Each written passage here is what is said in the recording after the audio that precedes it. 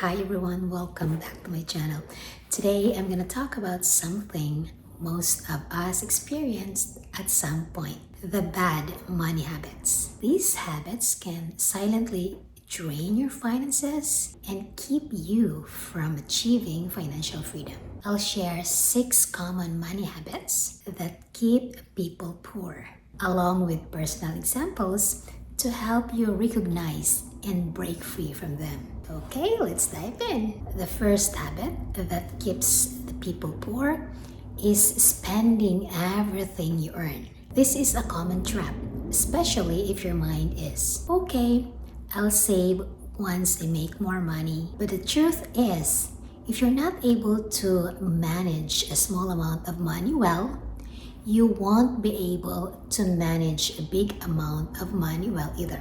I used to see this habit a lot when I was teaching in the Philippines. Many of my co-workers lived paycheck to paycheck, buying things they don't really need as soon as the payday came. And I decided early on that I wouldn't fall into that cycle. Instead, I right away set aside a portion of every paycheck for savings before spending a single peso. This habit helped me stay ahead financially, even when my salary was modest. The second habit is trying to keep up with friends who have expensive tastes. It's easy to feel pressured to go to fancy dinners, buy trendy clothes, or afraid gadgets because your friends do. But if you're not careful, this habit can drain your wallet quickly. I experienced this early in my career when I was invited to social events that were way outside my budget. At first, I feel embarrassed to say no, but I soon realized that my financial goals are way more important.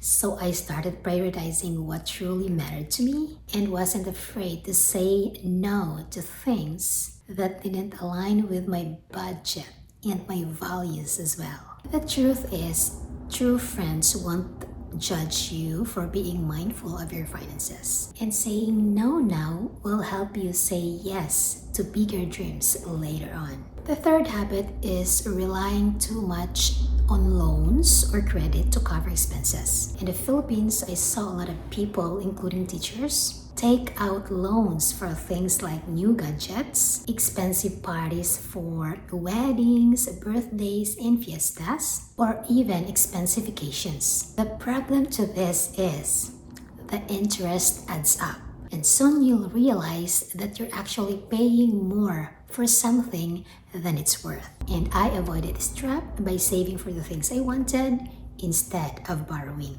For example, when I wanted to build an extension of my parents' house and buy a lot property in the city, I didn't take out any loan. Instead, I saved slowly over time until I could afford them outright.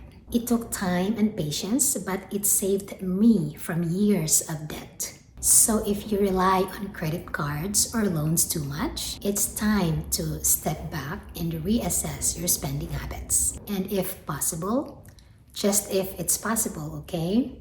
Avoid having credit cards. Personally, I don't really like that idea, so I never had a credit card.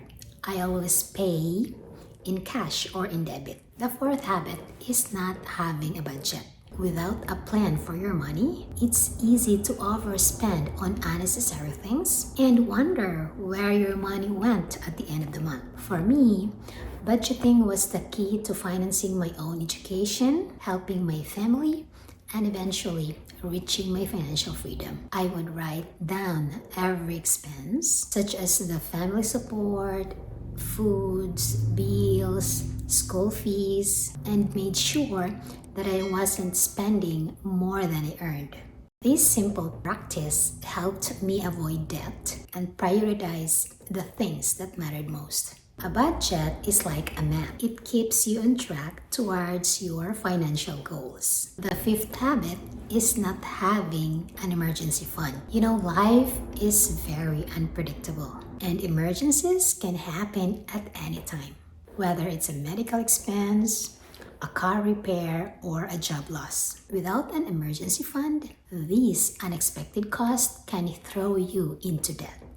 When I was still struggling financially and I was supporting my family, emergencies came up all the time. Hospital bills, medicines, you name it. But because I always had an emergency fund, I never had to borrow money to handle them.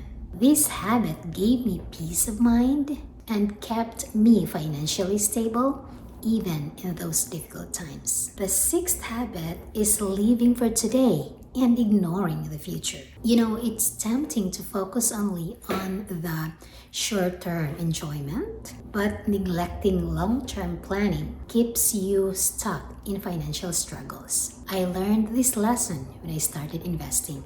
At first, it was hard to set aside money for something I wouldn't see immediate results from. But I reminded myself that my future self would thank me. Now at 40, I have passive income streams that give me the freedom to live how I want. If you only think about today, you'll miss the chance to build a secure future. So those are the 6 money habits that can keep you poor. Remember, it's not about how much you earn, it's about how you manage what you have. Breaking these habits might take time and effort, but it's the first step towards financial freedom. If you found this video helpful, please like, comment, and subscribe to this channel. Also, let me know in the comments, what's one money habit that you're working on improving? Okay, that's all. Thanks for watching, and I'll see you in my next upload. Bye-bye.